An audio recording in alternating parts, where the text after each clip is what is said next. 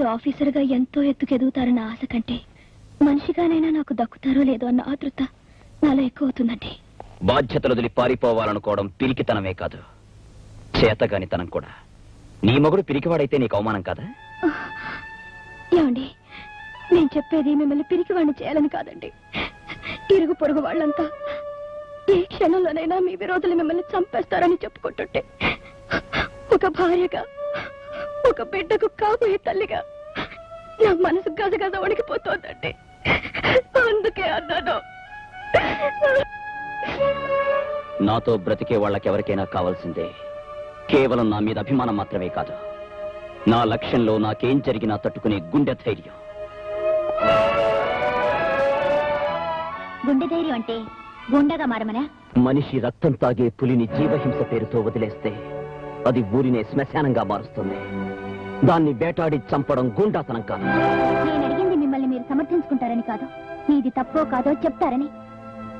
వాడు మీ అన్నయ్యని చంపడం తప్పు కాదా? వాడికి తొత్తులై వాడిని విడిపించిన ఆ పెద్ద మనుషుల తప్పు కాదా? నా నీతిని, నా సిన్సియారిటీని, నా ఆదర్శాన్ని గొంతు నిలిమి ఆ రౌడీయిజానికి రాచరికం కట్టడం ఈ రాజకీయం తప్పు కాదా? ఒక సిన్సియర్ పోలీస్ ఆఫీసర్ గా ఓడిపోయాను, అందుకే చట్టబద్ధంగా వాడిని చంపి గెలిచాను. మీరు చేసింది తప్పో ఒప్పో ఈ 4 గోడల మధ్య ఒంటరిగా ఈ చీకట్లో మీ మీద తిరగబడుతున్న మీ అంతరాత్మను అడిగితే తెలుస్తుంది. సుధా, నువ్వొక ఐఏఎస్ ఆఫీసర్ వని, సమాజాన్ని, చట్టాన్ని, చదువు సంస్కారాలతో ఆలోచించగలవని నీకు నా ఆవేశానికి అర్థం చెబుతున్నా. ఈ వ్యక్తులు, వ్యవస్థ, పరిస్థితులు, పరిసరాలు న్యాయానికి 4 పాదాలుగా ఉండి సక్రమంగా ఉంటే యువతరం ఇలా దారి తప్పాల్సిన అవసరం ఉండదని, అధర్మం వెర్రి తలలు వేసి విర్రవీగినప్పుడు తెగ నరకమని సృష్టించిన దేవుడే చెప్పాడు.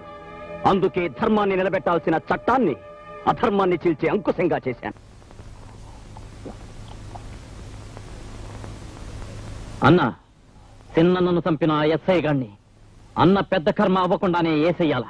స్పాట్ ఎప్పుడో చెప్పన్నా. వాణ్ణి ఒక్క ఏటితో నరికితే చాలుదురా.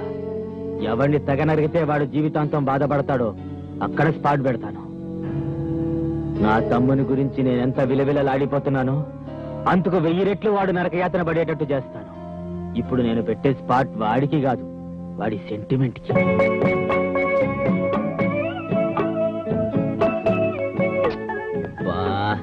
యూనిఫామ్ వేసుకుని ఊరంతా కమాండ్ చేస్తున్నాను, నిన్ను పనులు చేయకుండా కంట్రోల్ చేయలేకపోతున్నాను. ఇలాంటప్పుడు పనులు చేయడం మంచిదని డాక్టర్ చెప్పారండి. ఎవరా రాసుకెళ్ళి నా పెళ్ళాన్ని పనులు చేయమంటానికా? చూడండి, తొలిచూలు పురుడు ఆడది పుట్టింట్లో పోసుకోవాలంటారు. నాకు పుట్టిల్లు మెట్టిల్లు రెండు ఈ ఇల్లే. అయిన వాళ్ళు, ఆదుకున్న వాళ్ళు నాకు మీరే.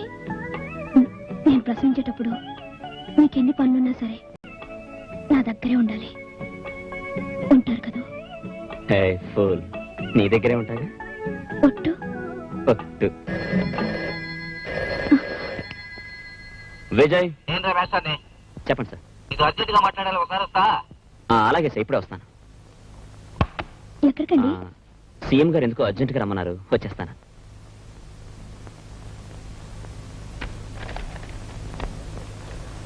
Good evening sir. ఏంది ఈ వెళ్ళేటప్పుడు వచ్చావు? అదే సార్, మీరు ఫోన్ చేశారుగా. నేను ఫోన్ చేశానా? అవును సార్, ఫోన్ లో మీరే చెప్పారుగా అర్జెంట్ గా రమ్మని.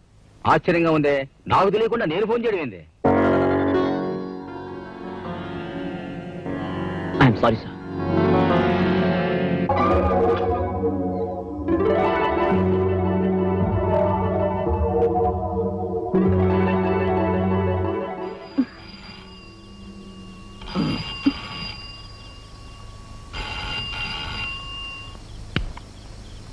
హలో పార్వతి, నేను విజయ్ని.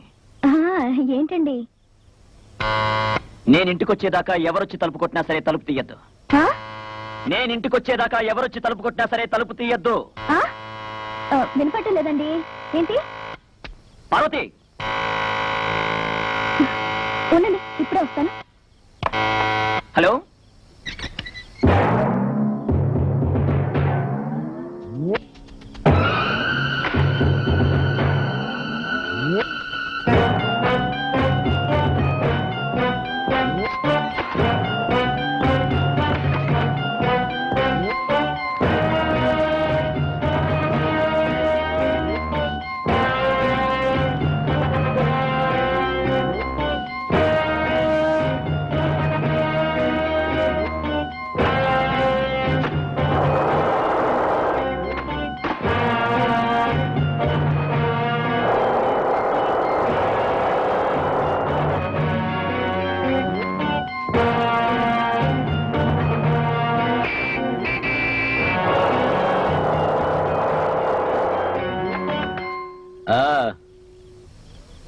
మీ ఆయన వచ్చినట్టున్నాడు.